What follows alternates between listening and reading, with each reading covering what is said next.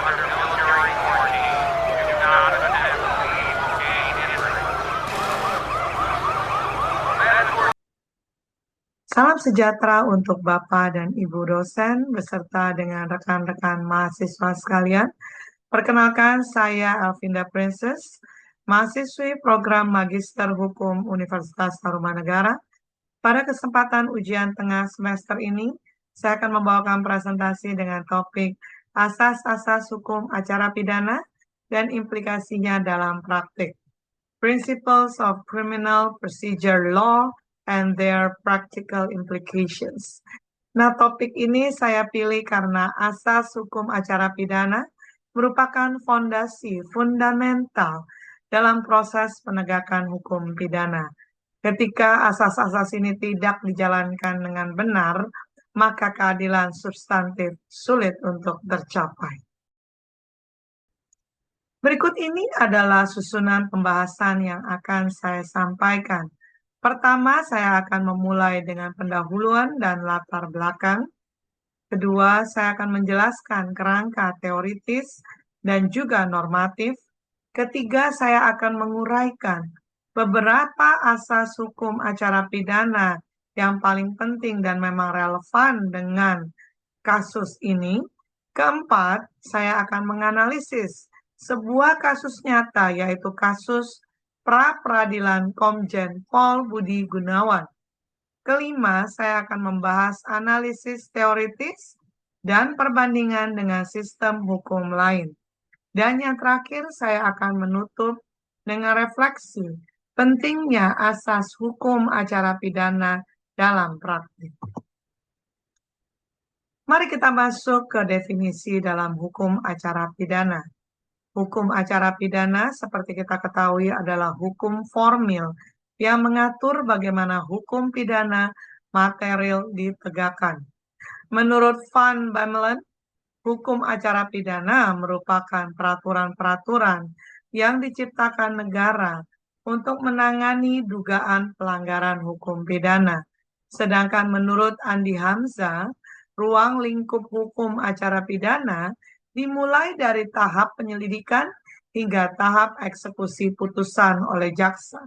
Dengan kata lain, asas hukum acara pidana berfungsi sebagai pagar dan juga kompas. Pagar untuk membatasi kekuasaan negara dan kompas untuk memastikan proses hukum berjalan sesuai prinsip keadilan. Kerangka normatif hukum acara pidana Indonesia bertumpu kepada KUHP, Undang-Undang Dasar 1945, dan Undang-Undang Nomor 48 Tahun 2009 tentang Kekuasaan Kehakiman. Hukum acara pidana berfungsi untuk melindungi hak tersangka dan juga terdakwa, memastikan due process of law, serta menjamin proses hukum yang adil, cepat, dan transparan. Tentu saja dalam konteks ini, asas-asas hukum acara pidana tidak boleh hanya dipahami secara normatif, tetapi harus benar-benar diimplementasikan dalam setiap tahapan proses peradilan pidana. Mari kita lihat salah satu asas legalitas yang menegaskan bahwa setiap perbuatan pidana harus dituntut sesuai hukum. Tidak boleh ada tindakan penuntutan tanpa dasar hukum yang jelas. Namun, asas oportunitas memberikan kewenangan kepada Jaksa Agung untuk mengesampingkan perkara demi kepentingan umum. Nah, keduanya ini mencerminkan keseimbangan antara kepastian hukum di satu sisi, tapi juga fleksibilitas demi kepentingan masyarakat luas di sisi yang lain. Bagaimana dengan asas diferensiasi fungsional? Asas diferensiasi fungsional menegaskan bahwa setiap aparat penegak hukum memiliki peran dan fungsi masing-masing yang tidak boleh saling tumpang tindih. Polisi berwenang melakukan penyelidikan dan penyidikan. Jaksa berwenang melakukan penuntutan, hakim mengadili, dan lembaga permasyarakatan melaksanakan hasil dari sidang pidana tersebut. Nah, pemisahan fungsi ini penting untuk menjaga prinsip checks and balances dalam sistem peradilan pidana serta mencegah penumpukan kekuasaan pada satu lembaga. Mari kita sekarang lihat asas lex scripta dan lex stricta.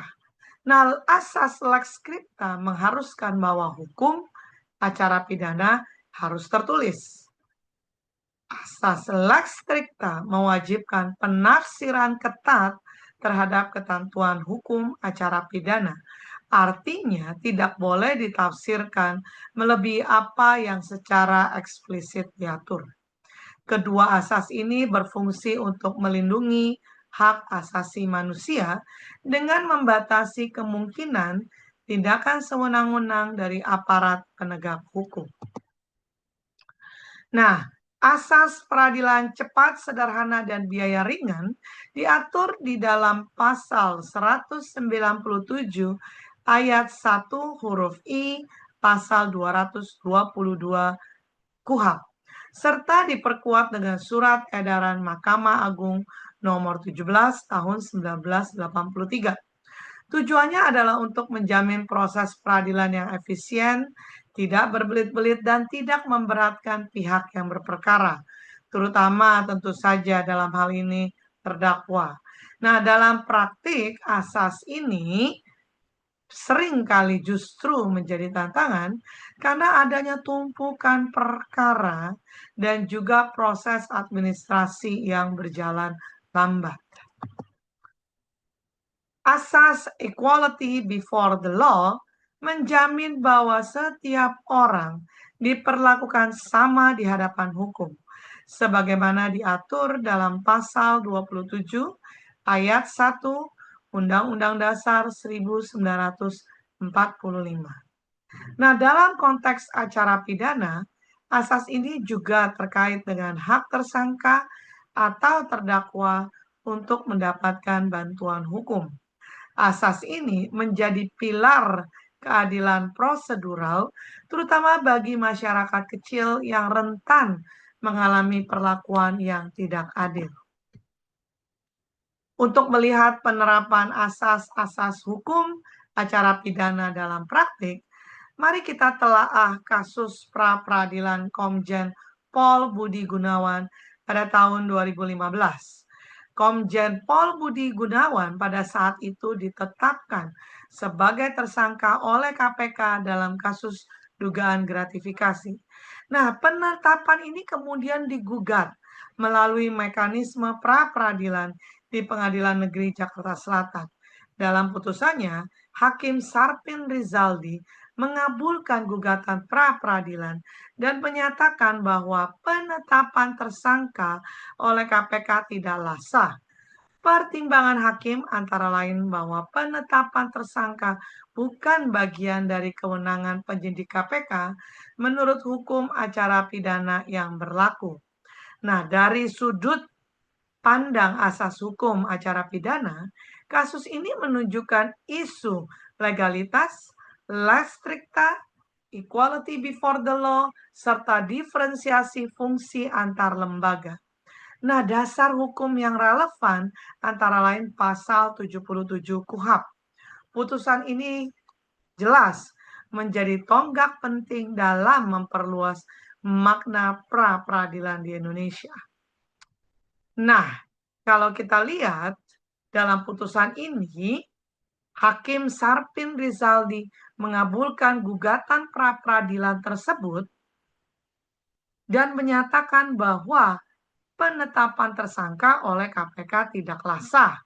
Nah, bisa kita lihat bahwa pertimbangan hakim antara lain bahwa penetapan tersangka justru bukan bagian dari kewenangan penyidik KPK menurut hukum acara pidana yang berlaku. Nah, putusan ini tentu saja memicu perdebatan luas di kalangan ahli hukum, terutama bagaimana mengenai legalitas penetapan tersangka, dan batas kewenangan lembaga penegak hukum. Dari sudut pandang asas hukum acara pidana, kasus ini menunjukkan beberapa hal penting.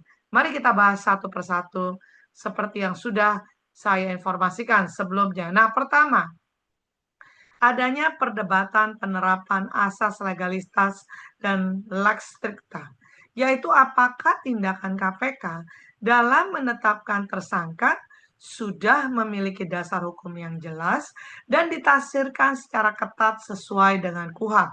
Kedua, asas equality before the law diuji. Karena status dan jabatan tinggi Budi Gunawan menimbulkan sorotan apakah proses hukum dilakukan secara setara dengan warga negara lainnya. Ketiga, kasus ini juga menyangkut asas diferensiasi fungsional, mengingat terdapat ketegangan kewenangan antara KPK sebagai penyidik dan peran pengadilan dalam menguji sah atau tidaknya penetapan tersangka. Dasar hukum yang relevan antara lain pasal 77 KUHP yang tadi sudah saya jelaskan, yang memberikan justru kewenangan kepada pengadilan negeri untuk menguji sah atau tidaknya penangkapan, penahanan, penghentian penyidikan, dan atau penuntutan. Putusan pra-peradilan ini menjadi tonggak penting dalam memperluas makna pra-peradilan di Indonesia, terutama menyangkut aspek penetapan tersangka. Nah, mari kita kembali lihat ya kronologi singkat dari kasus ini.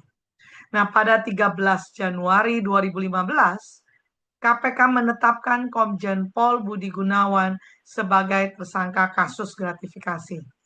Menariknya, penetapan ini dilakukan sehari sebelum uji kelayakan dan kepatutan sebagai calon Kapolri di DPR.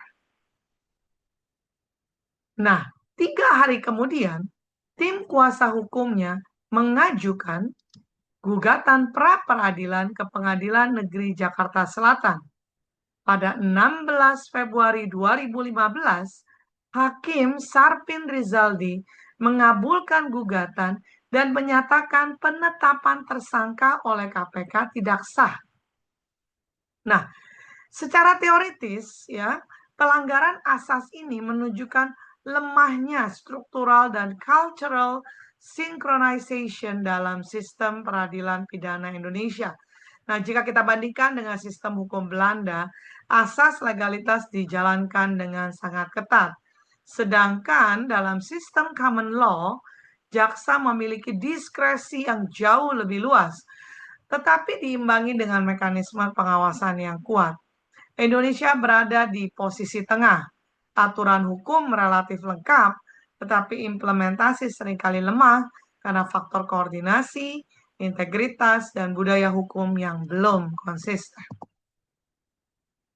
Nah, sebagai penutup, saya ingin menegaskan bahwa asas-asas hukum acara pidana bukan hanya norma-norma abstrak di atas kertas, melainkan mekanisme perlindungan hak asasi manusia dalam sistem peradilan. Ketika asas ini dilanggar, yang rusak bukan hanya proses hukum, tetapi juga kepercayaan publik terhadap sistem peradilan. Oleh karena itu, tugas kita sebagai akademisi dan praktisi hukum adalah memastikan bahwa asas-asas ini tidak hanya dipahami, tetapi juga dijalankan dalam praktik sehari-hari. Saya ingin tutup presentasi ini dengan satu kalimat, yaitu bahwa principles must live in practice, not only in text. Nah, terima kasih atas perhatian Bapak, Ibu, dan rekan-rekan sekalian. Referensi yang saya gunakan antara lain dari KUHP, Undang-Undang Nomor 48 Tahun 2009 karya Van Bemmelen dan Andi Hamzah, serta materi Perkuliahan Hukum Penyelesaian Sengketa tahun 2025. Demikian presentasi saya, semoga bermanfaat dan dapat menjadi bahan refleksi kita bersama. Salam pamit.